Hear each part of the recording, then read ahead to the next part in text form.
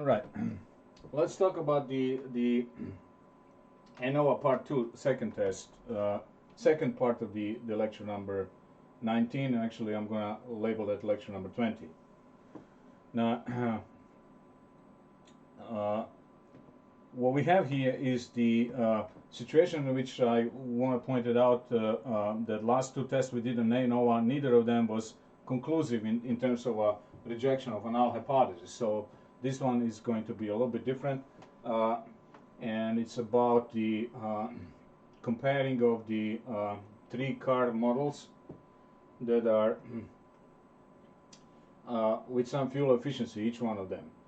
And I still have a relatively small sample, so I have a first car model which has a fuel efficiency from car to car. The first car has 26 miles per gallon, the second car 28 miles per gallon, the third car 29 miles per gallon, the fourth car 25 miles per gallon, and the last one 26 miles per gallon. And so you have the second car model with 6 cars, and the third car model with 5 cars. So relatively small samples. And is there a difference from a car model to a car model? And you are comparing 3 of them. So instead of doing the 3 different tests, there will be t-tests. If you could do any test here, it would be a t-test, because you're not going to have any population standard deviation here, obviously, and the samples sizes are small. Then you would have 3 tests. You would have to compare this car model with this car model, this car model with this car model, and this car model with this car model. So you have basically 3 tests. So we know that the ANOVA can shorten this, and we can get comparison between the 3 population means. So what you are asking here, is there a fuel efficiency difference from one car model to another car model, or between any 2 of them? Is there a fuel efficiency difference? And we are talking about an average in the population, not about the sample, because the sample, of course, are obviously different. The first car model has the average of 26.8 in these 5 cars, and the second car model has the average of 30 in these 6 cars. So it's definitely obvious that the second car model here, these 6 particular cars, have better fuel efficiency than these 5 particular cars, on average, of course. But we're not looking for the sample difference. The sample difference is there. We're looking for whether there is a difference in the population. So if you are talking about, let's say, Toyota Camry, Honda Accord, and Nissan Maxima, you probably want to be looking at some cars that are similar, like a 4-door sedan. Then you're asking a question: which one of these 3 has better fuel efficiency, and which one is the worst? So you're basically comparing the population mean rather than a particular car, right? So you won't know for anything about a particular car unless you drive it for weeks and weeks, and then you will know, I mean, how much you're spending. But in general, you want to know that before you buy a car. So which one is better, if there is a difference? So the ANOVA test setup: you have a null hypothesis in which you are assuming that all 3 car models have the same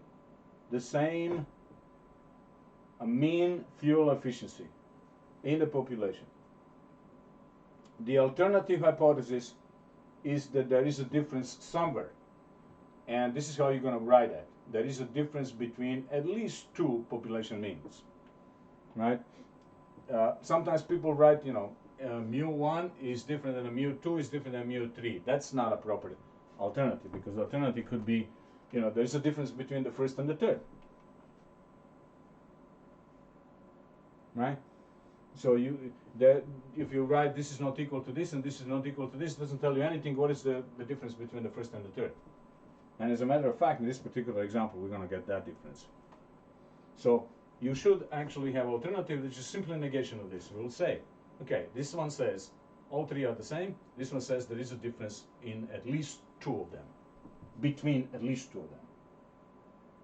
Okay, and now we have this ANOVA test value that I wrote last time. It's not an attractive thing to calculate, but that's the thing that we have for the test value. it assumes that the distribution of the fuel efficiency in the first car model is normal. The same for the second car model, the same for the third car model. It assumes that these cars here are randomly chosen, have nothing to do with this car model. They were also randomly chosen, nor with this car model. They were also randomly chosen, which means 3 samples are all independent and randomly selected. It also assumes that variability in each car model is going to be approximately the same. That is a debatable assumption. It might not happen, but we are assuming that for ANOVA. And the reason why we do that, because once ANOVA test is finished, we're going to do another test to find out whether that difference is really significant. So you probably, once you're done with the ANOVA test and you are finding out there is some difference, you probably want to do the t-test for the difference between 2 means that you suspect to be different. ANOVA will tell you there is a difference somewhere. Now you probably want to find out where that is. Okay? So ANOVA is more of an indicator test. It gives you an indication there is a difference, but it doesn't tell you where that is. Okay? So now, we need to calculate this test value. And if all of those assumptions I just made, including this one here, are true, then this ought to be something we call a Fisher ratio random variable. It has a particular distribution that's very similar to the chi-square distribution. It's not a chi-square distribution, but it's similar to that in the shape. And you can actually use the same picture you use for chi-square distribution. It's also only a right-tail test, so you don't have to worry about it whether it's a left-right-tail test or two-tail test. It's always a right-tail test. So you'll always be looking at rejection criterion to be the test value to be in the right tail. What tail? You're going to find it out of the tables. Okay, so the things to do are, you need to find out all of the means per group. 26.8 is the mean of the fuel efficiency of this group. 30 miles per gallon is the mean of the fuel efficiency of this group. And similarly of the third group, you have 26.4 miles per gallon. That's the important in calculation. You can see that here.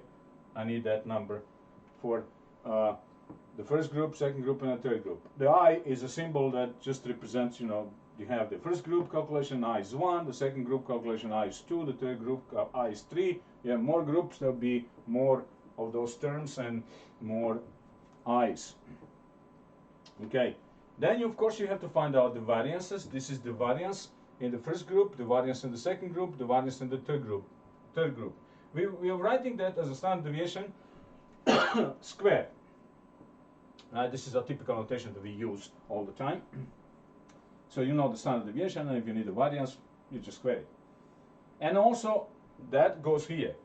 And also you need the overall mean. So all of the 16 cars, what is the average fuel efficiency in all of them? 27.875 is something you can easily check. You just sum them all, divide with 16. That number you will need here. Okay?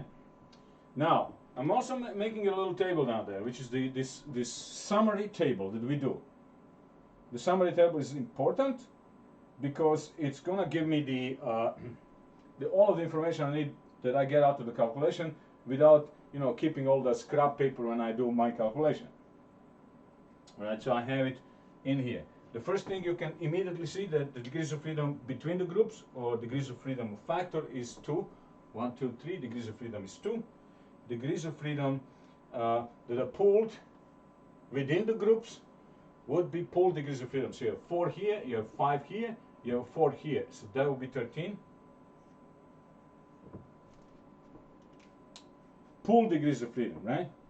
Each group has degrees of freedom. We pull them all together. We are pulling that because we assume that population, that we have a chance of pulling here, which is the population variations are the same.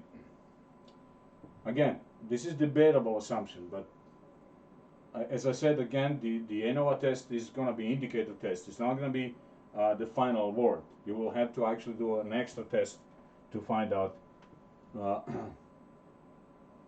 where the difference is, and maybe confirm it again with some t-test. Sum of squares between the group, within the group. Between the group, you also call it factor or a treatment. This is a factor. Car model is a factor. Okay, and the error. This is how we call that general variability from car to car. That doesn't depend on the group. So we're going to calculate the sum of squares. The sum of squares between the group is this piece here. So it ought to be calculated. So that piece here is calculated by, so you have the ni xi minus x in general, square it, and then you are going to be plugging in the numbers here for I1, I2, I3, three different terms. N1, 5. The difference between two means here, 26.8, the first one. This is overall mean, 27.875. I'm already lacking space here, so I'm going to have to put that vertically. The second group, N2, 6 cars. The mean in the group, 30, minus the overall mean, 27.875. Obviously, I need to put square here, right? Square, I forgot that. And the last one, 5. Again, the mean 26.4 minus overall mean 27.875.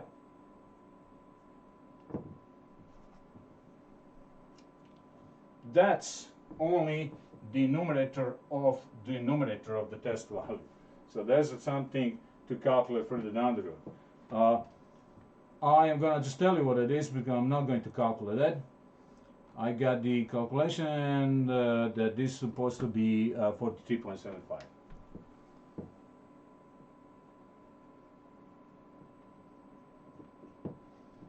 Okay? So 43.75. That goes here. Okay? The mean square is going to be the sum of squares divided with 2. That's this piece here. So I have the sum of squares between the groups divided with the degrees of freedom between the groups. So if I divide these two numbers, this number and this number, I get a mean square. Mean square between the groups for factor. So I'm going to divide this guy with this guy, and my calculation shows up, this is 21.875. I apologize, this is not a nice thing to do. There's a lot of work here to be done, but that's how it is. Right? People usually complain statistics have so much calculation. Yeah, that's what a statistic is. It's a lot of calculation. Okay. Now I need the sum of squares within the groups. Sum of squares within the groups is this numerator or denominator of the F ratio test value, or we just call it test value. So I have to do a second bunch of terms and sum them. Sum of squares within the groups tells you need to do some sum of a bunch of terms. But this one is sort of a little bit easier to do. So let's just write SSW, sum of squares within the groups, and then you do this. So the first term for I1, 1, N1 minus 1, degrees of freedom here, 4. Don't need any parentheses here. I need to just use the variance. Variance is 1.643 squared. Second term, second group, the same thing again. Degrees of freedom, 5. So I'm using this piece here, and the variance, 1.789 squared. And the third group, degrees of freedom 4 times the variance, 2.302 squared. Okay? So this is a little shorter calculation, but that's the sum of squares within the groups. Numerator of denominator. Denominator says a fraction. Uh, so I have now some number out of this, and that number I got somehow it turns out to be really nice approximation, 48. But then you have to divide it with 13 to get the mean square, and that's not anymore all that nice, but it's 3.692.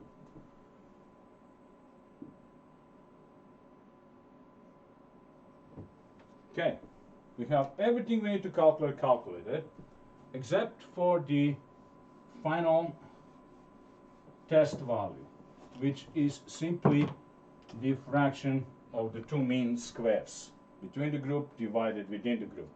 So you need to divide this guy with this guy,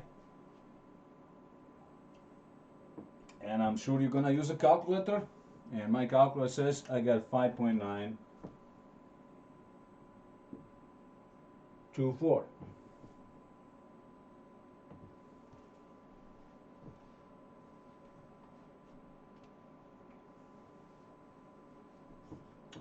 The summary table is done. I am completely done with my calculation. I have my test value. I could write that here. I won't have enough space to write rejection criterion. I'm gonna do that there. I got 5.924. That's the test value approximately. Now the rejection criterion. Rejection criterion is based on the Fisher ratio curve. Something that looks like that. You don't really need to get it precise, but something of that nature. It starts with 0 and then it goes on. How far you'll find out from the tables. Here we're gonna use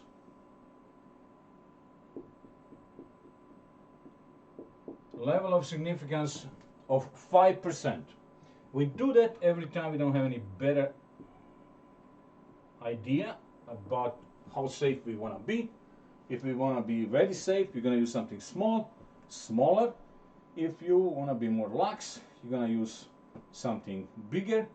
But if you don't have any better idea, 5% is a customary thing to do. Anytime you hear any estimate or any testing in the media, it will always be, if it's not said differently, 5% or 95% confidence.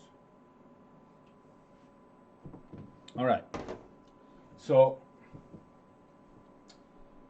we need a critical value, and the critical value is this place when the 5% tail starts. Okay, so I said if everything we assume holds, including this, then this guy should behave with respect to that distribution, which means it should be here, where the hump is, where the most of the stuff is. Now, if we go that far into the tail, then something is wrong, and this is the assumption in which we are the least sure about. So that will be the assumption that is wrong. Okay, so we will have rejection. So now you look at the T table, F ratio tables.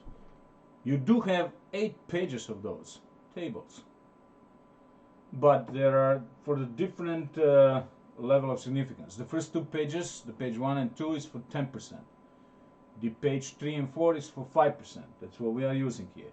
The page 5 and 6 is for 2.5%, and the page 7 and 8 is for 1%. We don't have any pages for 2% that you could expect that, or 20% that we might want to use, I don't know, in some other test we did. So we have only 4 different levels of significance, and that's good enough, I think.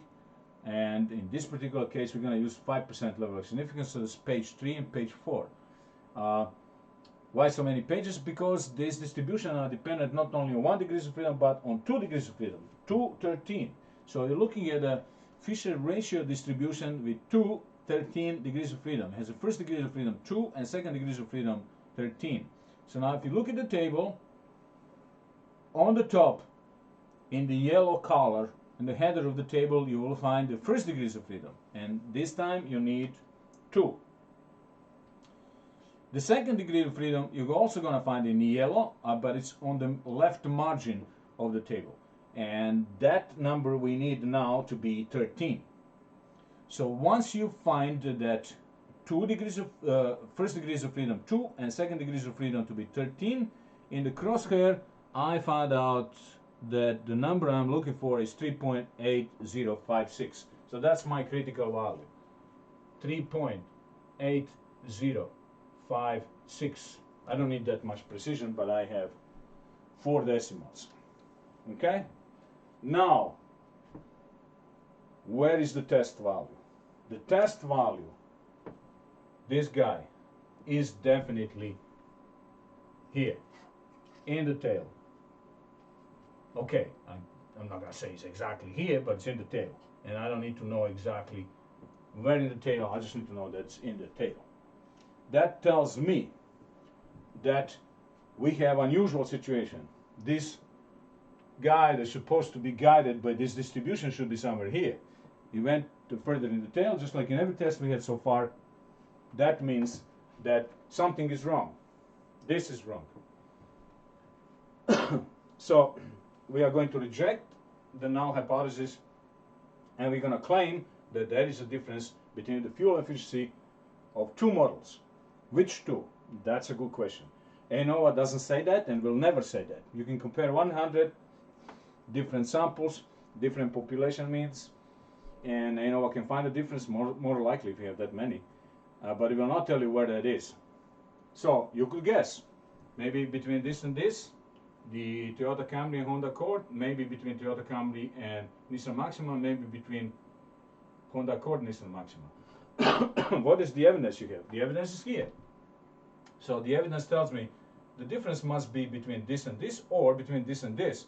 I don't think there is a difference between this one and this one, because you can see here 26.8 fuel efficiency of those cars on average, 26.4 fuel efficiency of those cars on average. So I don't see any difference here. I mean, there is a difference, of course, but it's, you know, less than a half of a mile per gallon.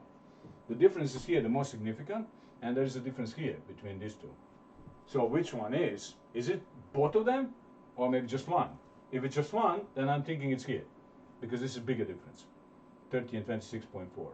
This is 30 and 26.8.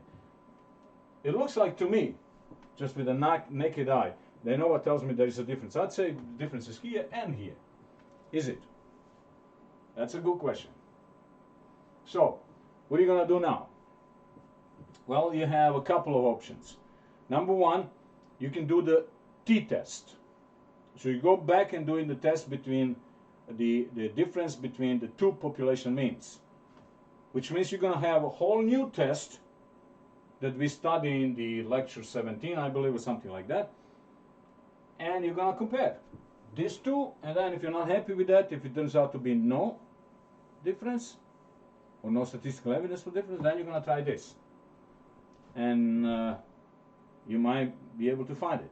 You're probably not going to try to test this, because I don't see any much.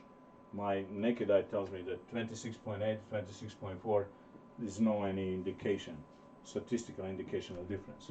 So it's up to you whether you want to do the t-test now immediately. We do have some tests that is native to ANOVA, which means it's only used for ANOVA tests. Actually, a couple of them. But the one that I'm going to show you is the one called Taki test. Oh, excuse me, Scheffe test. I just wanted to say there are 2 of them. The one that's a little more complicated is Taki test. We're not going to do that because it's kind of complicated. And not really, but more complicated than Scheffe. Scheffe is a very simple test. So Scheffe test is not really, doesn't have a setup. But it has a test statistic.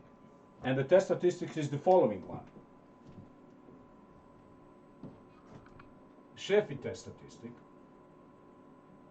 it's gonna be actually threefold. You're gonna have 1, 2, 1, 3, and 2, 3. So you're gonna have 3 test statistics for each comparison. Comparison between first and second model, first and third model, and second and third model. Okay, so I'm writing here IJ, but this is F12, F13, F23. 3 of them. Okay, but in general format, this is how it looks like. you're going to have to square the difference of the means.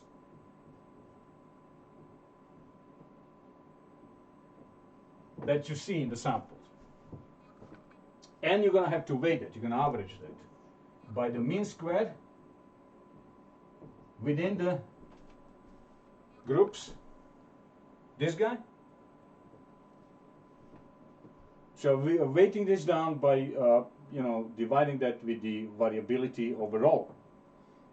But also we're going to weight that one too, with how many cars we have.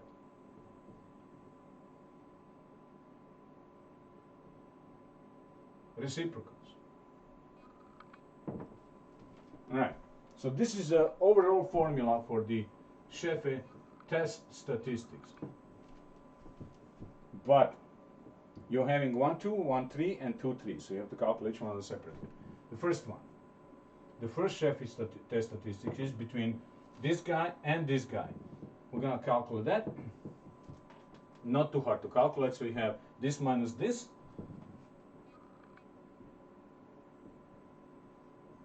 On the top you square it, so that's this piece here. On the bottom you have 3692 multiplied with the sum of two reciprocals of the sample size 5, 6.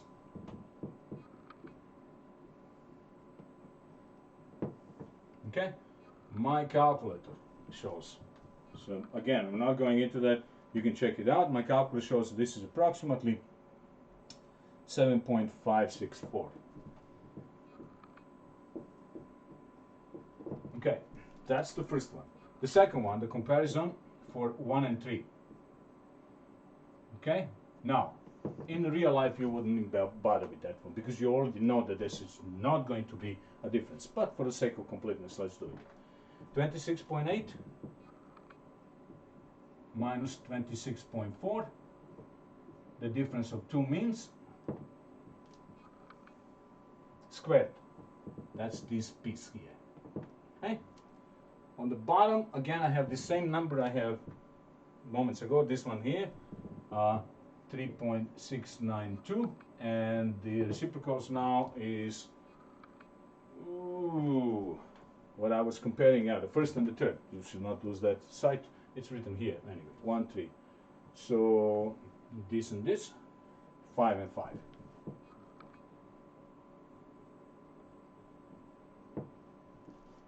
Okay, my calculation shows up. This is going to be something really negligible. Oh yeah, you're looking for a bigger number, right? So this, the difference between these two means relative to overall variability is irrelevant. That's what my calculation shows. So I'm already guessing this is totally irrelevant calculation, but now I have 2 and 3. And 2 and 3, there is some difference here. 30 minus 26.4. I'm going to do the square here, and I'm going to divide that with the, again, 3.692. I'm using the mean square within the groups. That's why it's nice to have this table, summary table you can always refer to. Everything is written here what you need.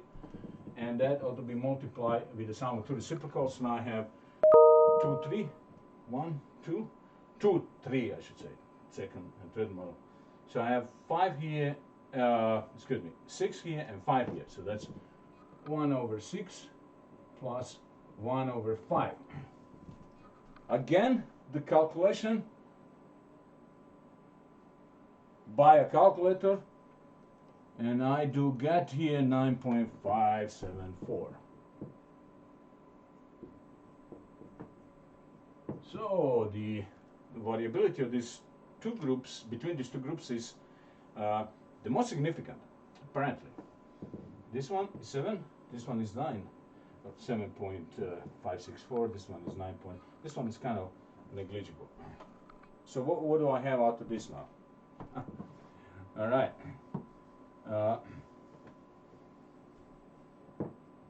I just erased the critical value. I shouldn't have erased the critical value. So let me do this critical value. that I found in the table. I have to better keep it. 3.8056. Okay, I don't need the rest of that because I already know this one is a detail. The rest of the picture. So what's the story? Well, this guy should be, if there's no difference, should be this, this, and this should be very small, close to zero. The critical situation is if this guy, a multiple of this guy by using the degrees of freedom for a factor, multiple of this guy by using degrees of freedom for the factor, which is 2, passes when one of these three guys, this one or this one or this one, passes the multiple of this guy by using degrees of freedom between the groups, then we have a abnormal situation, something that should not happen if this is true. Okay, now if you want to know why is this Scheffe test statistics something that should be below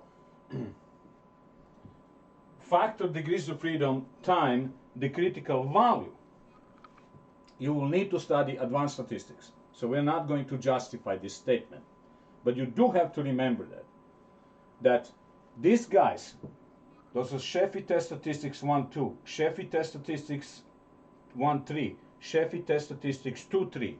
These numbers should be below degrees of freedom between the groups time the critical value. If it isn't, then you have the difference that is significant. All right. So all we have to do is to multiply this one and check it out. So critical value for the, I gotta remember that, 3.8056. 3.8056. Critical value, this is for the Scheffe test, is 2 times 3.8056, which is, so the Scheffe test is again right tail test, but this critical value is, well, I could really calculate it, but I'm just going to tell you what I found. It's 7.6112. I'm lazy to calculate that. I am just copying from my paper, which is of course simple multiplication with 2, right? All right, so that's the critical value for the Scheffe test. And you have a 3 Scheffe test statistics, 1, 2, 1, 3, 2, 3. Which one goes above that?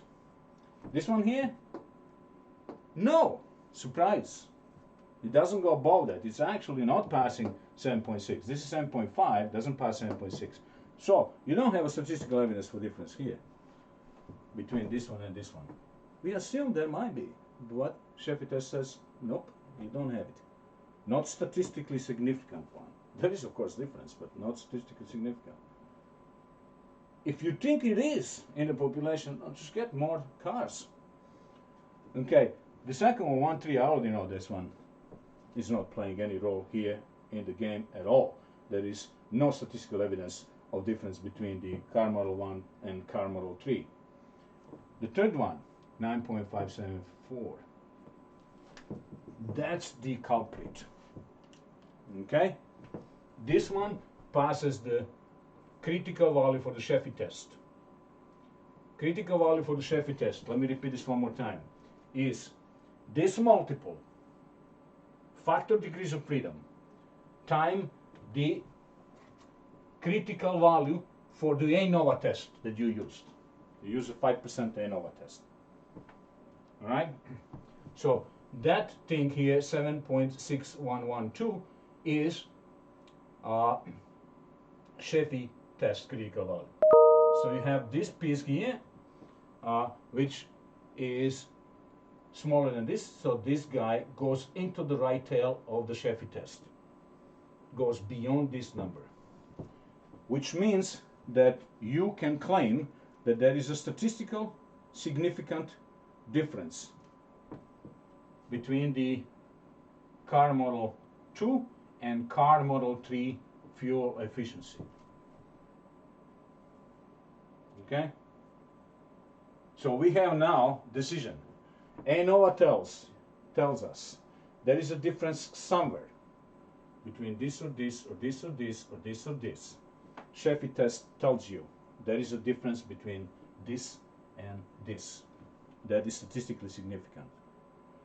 The difference between 1 and 2 is there, but it's not statistically significant. Not with a 5% level of significance. Maybe if we're relaxed that we use 10% level of significance, we'll be able to find it, but not with a 5%. Okay? The difference between this and this, naked eye can tell you that you don't have anything here to call a difference, but the Scheffe test also confirms that it's way below that critical value, so it's not in the right tail. Okay, so that's it. Now, you could say, hey, you have assumed too many things. You just rejected this, so this is okay. You're not assuming that anymore. But you assume that you have normal distribution in the fuel efficiency of car models. Now I have to tell you that that's actually most likely true. So that assumption is not faulty. And it's neither here a faulty nor here faulty. So I'm having here assumption that I don't think it's faulty. Now the fuel efficiency from car to car in the same car model is probably going to be normally distributed. There are way too many factors that have an impact on fuel efficiency, and there's nothing really very prevailing other than car model, which is already in the game. So you get a normal distribution most likely. The second thing that we assume for the ANOVA test is that these cars here and these cars here are randomly chosen and independent. Of course they are. I mean, I would not be choosing, all of the car model from the same dealer that get in the same shipment or something. And even that is still random. And I certainly have no any connection between this and this. It's not like one car is driven by a husband and then by wife. There will be obviously connection because it will be the same car. No, these are the car models, car model 1 cars, car model 2 cars. So they're independent. So you have that assumption for sure. The only third thing is a little bit of a problem because we are assuming we want to pool the degrees of freedom. We put them right here. That we have the variances in the population the same. Now the variance of the sample don't look to be the same. This might, this one kind of close, but this and this one are quite different. So yeah, there's a little bit of a problem here. Routinely we assume the variances are the same just to be able to do the ANOVA test. But if it's a strong indication that it could not be and that they are not, then the next step you need to do is really to do the t-test. Compare this model and this model where ANOVA tells you differences somewhere, Scheffe test tells you, differences between 2 and 3. Do the t-test on a difference of 2 population mean between this and this. And if the t-test confirms there is a difference, then you have it. It's like 2 doctors telling you the same thing. The first doctor tells you, oh, you have this, and then you go to the second doctor because you don't believe it, and the second doctor tells you also, yeah, you have that. And they both agree. Then, hey, you have it. Right? So this is the last step you would do. If you really want to be sure, you go for the t-test. However, of course, I would say, what you really need to do here is to increase the number of cars here. When you might want to ask the question, why do you have such a small number of cars? Well, because I don't want to do any lengthy calculation here. This is a lecture, right? But in reality, you would definitely want to have bigger, samples. You want to have more cars. Then, of course, you can have a lot safer conclusions when you have bigger samples. Okay? Now, I am done with this stuff. And we are completely over with this class of ours. We completed the last lecture that we want to do. There are some lectures we didn't do. They're listed for your optional reading. But you will not be asked anything about it, and it's not in the homeworks, so you don't have to worry about it. This stuff will be in the test. What I want to point it out is that I will make a little short video and I will post it on the Blackboard, is how to use the calculator to get ANOVA test. Obviously, all of this calculation is not very attractive and you definitely want to use a calculator. So I'm going to do that little video that will do this whole ANOVA test on a calculator, because that test is on the calculator. As for Scheffe test, unfortunately, you don't have that on the calculator. So that's the test you will have to do yourself.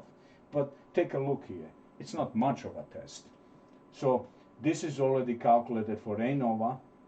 You have all of the means that you need. And you only have to calculate the 3 fraction here. And then you have to use the critical value of the table. This is not too hard to find. When you've done ANOVA, you have the, well, you don't have a critical value of your calculator, but you're going to have to find it in the table. 213, 5% if you're using 5%. And you have to multiply that with degrees of freedom between the groups. Degrees of freedom for factor. 1, 2, 3, 2. So that is the Scheffe test critical value. So the Scheffe test will have a decision that some of these guys is a culprit, where the difference is if whichever it is passes the critical value for the Scheffe test. Everything here we've done is a right tail test. ANOVA is a right tail test, Scheffe test is a right tail test. The left tail obviously will be just a conclusion, or the difference, it's not there, these cars are perfectly equal. That we are not testing. We're not interested in that kind of test. We could be, but we're not interested. Not in our class. So having a left tail test to find the perfect equality between different population means is not a part of our syllabus. But it could be done. You could be looking at, you know, is this thing really close as it's supposed to be? Okay? So the story is done. Watch for the Blackboard video on doing this by using a TI-84 calculator, right? And then I see you next Monday. We have the test number 3. And then after that, the next class on Wednesday, we have the final. So the test number 3 is everything we have done since the test number 2, which was the test number 2 was the, what we were doing here in the test number 2. I have to remind myself, in the test number 2 we were doing the confidence intervals for the standard deviation and variances. That was lecture number 7. Then we were doing the hypothesis testing in general, population, mean testing by using T and Z test, proportion testing by using Z test. We did also testing for variance, lecture number 10, and lecture number 11 was the correlation. We just calculated the R for the test number 2. Everything after that is on test number 3. And we didn't do everything. So we did the correlation test of significance, we did the correlation least square regression line story, the 2 lectures number 12 and 13. Then we didn't do lecture number 14. We did lecture number 15, goodness of fit test. Then we did lecture number 16, two-way contingency table, Pearson chi-square test. Then we did, we skipped the lecture, excuse me, we did lecture 16, also two-way contingency table. That's I already said that. We skipped lecture 16b, it was a Fisher exact test. We didn't talk about it anything, and it's not in the homework. Then we did 17, 19, and 20, and we skipped the lecture number 18. Right? So for the test number 3, you need a lecture number 12, 13, 15, 16, 17, 19, and 20. The 20 is not an optional lecture, it's a Scheffe test that we just did. Although I wrote a couple of this lecture optional, but this is the one I did, right? 12, 13, 15, 16, 17, 19, and 20. That's the test number 3. Okay, so you have a whole weekend to do that. We are actually about 5 days now. You do have to prepare yourself, so this is all the new stuff. You didn't see any of that in statistics 1. And again, I'm going to post a little video on doing the TI-84 calculator by this test, and you're gonna see that video in very shortly. I'm just gonna post this announcement. Okay, done.